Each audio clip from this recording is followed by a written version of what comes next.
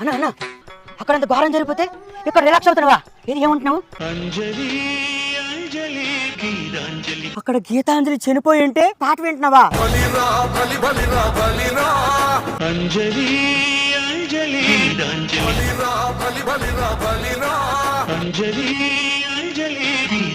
అంటే ఈ బలికి కారణమైన బాలల దేవుడు నువ్వేనా?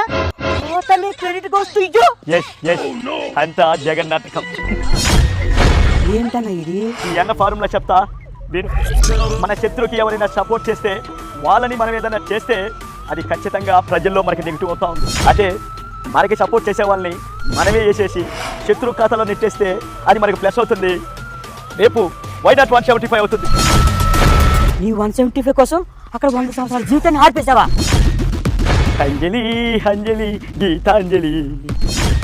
చివరికి గీతాంజలి జీవితాన్ని శ్రద్ధాంజలి చేసావు కదన్నా.